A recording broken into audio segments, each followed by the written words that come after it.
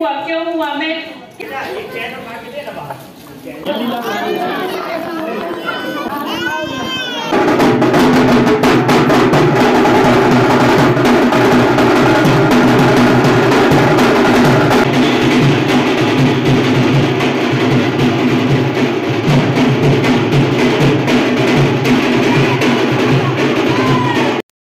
Everyone, welcome back to my channel. I hope आप सभी कोई अच्छे होंगे। और आज हमारे शारदा मंदिर में सुहागन पूजा रखा गया है और मुझे और मम्मी को इनविटेशन है, तो मैं और मम्मी तैयार हो गए हैं और अब जा रहे हैं। तो चलिए मैं दिखाती हूँ कि सुहागन पूजा किस तरह से किया जाता है। तो चलिए व्लॉग शुरू करते हैं। जय गजब आदेश को सुनकर सभी सब रह गए। फिर पर रहते हैं, पर राजा साहब के डर के कारण राजकुमार की तलवार खेलने जंगल में चले गए। देवी माता जी का मंदिर देखकर प्रार्थना करने लगे, मुझे एक बहन देना। बीतते गए, रानी गर्भवती हुई और उन्होंने एक सुंदर सी कन्या को जन्म दिया। राजकुमार खुश हो गए। इसी बीच राजा साहब विशेष कार्यवश राज्य के दौरे पर गए हुए थे। राजकुमार अपनी बहन को बहुत चाहते थे। रानी भी राजकुमार को खुश देखकर बड़ी प्रसन्न होती, पर राजा की आज्ञा का ध्यान आते ही दुखी होकर भगवान से प्रार्थना करने लगती और मन ही मन डरती कि कहीं यह बात किसी समय राजा साहब को पता हो गई तो वे कहीं दोनों को मृत्यु दंड न दे दें। इसलिए रानी ने राजकुमारी के लिए ऊपर मंजिल में ही व्यवस्था कर दी थी। उसके लिए वहीं पर आया दासी का प्रबंध कर दिया था और उस दासी को समझा दिया, राजा साहब घर पर रहें तो इसको यही ऊपर से कमरे में बंद रखना। इसी प्रकार समय बीतता गया। एक दिन दोपहर के समय जब राजा भोजन करे रहे थे, कांसे के लोटे गिलास में पानी रखा था। कन्या ने जैसे ही झांका, उसकी परछाई पानी के गिलास में राजा ने देख ली। राजा को क्रोध में तमतमाते हुए भोजन से उठकर खड़े हो गए। दास दासियों से कहा, रानी कहाँ है? ऊपर कौन सी कन्या है जिसकी छाया सोचेंगे? मेरी बहन इनकी देखभाल नहीं कर सकी। इस प्रकार सोचकर वह जोर जोर से रोने लगी। उसकी करुण पुकार औसान देवी माता जी को सुनाई दी। उस समय वह वन विहार के लिए निकली हुई पड़ेगा। अच्छा हो गया। यह सब कैसे हुआ, क्यों हुआ, मैं क्या जाने औसान देवी माता। और उसने अपनी पूरी कहानी कह सुनाई और बोली, आप सभी सुहागिन माता की सुहागिनी की मनोती मान लो, आपका मुछाया दूल्हा ठीक हो जाएगा। सभी बड़े खुश हुए और मनोती मानकर दोनों अपने अपने घर को चल दिए। मुछाया दूल्हा इतने में ही राजकुमार आ रहे। सिपाही ने पूरी दास्तान चांदपुर के राजा की राजकुमारी को सुना दी। राजकुमार भी बड़े बूढ़े सिपाही को पहचान गए। वे बूढ़े औसान देवी माता की सुहागने की एक बार फिर जो सुहागने पूजा रखते हैं वो बुलाए गए सुहागनों को सुहाग का जोड़ा देते हैं।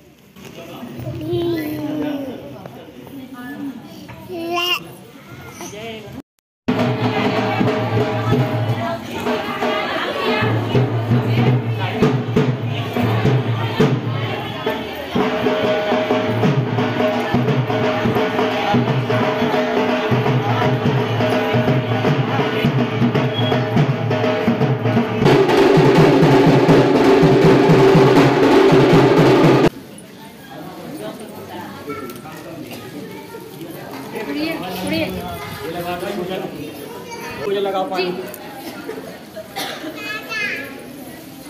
नहीं बेटा, ये चैन उठा के दे ना बाहर। बेटा बैठो अपना दादी पर। अम्मा आप पीछे जाके बैठो, लात लगेगा। पीछे बैठो सकते हैं।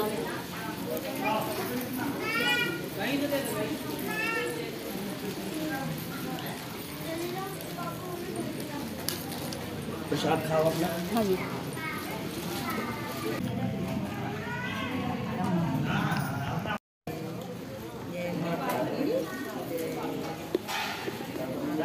तो ये दिया गया प्रसाद खुद ही खाना होता है, किसी से बांट नहीं सकते।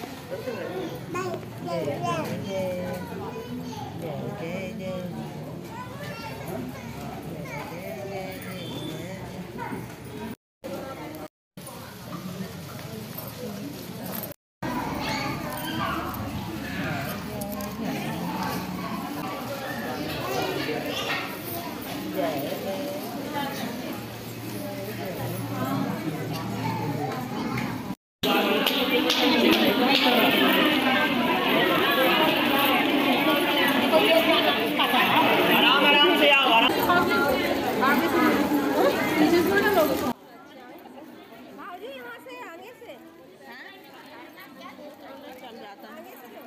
माता को चढ़ाए गए सिंदूर से अपनी मांग भरते हैं और उन्हें चढ़ाए गए श्रृंगार में से एक चूड़ी लेते हैं और पान खाते हैं।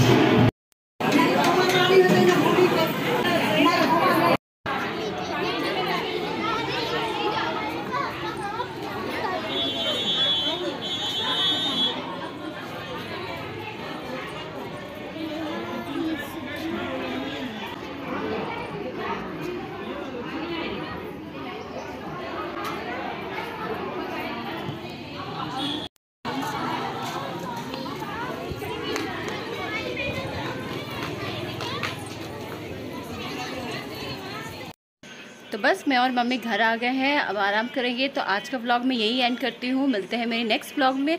अगर मेरी वीडियो अच्छी लगे तो इसे लाइक करें, शेयर करें और मेरे चैनल को सब्सक्राइब करें। मिलते हैं मेरी नेक्स्ट व्लॉग में, तब तक के लिए stay happy, stay healthy. Thank you so much.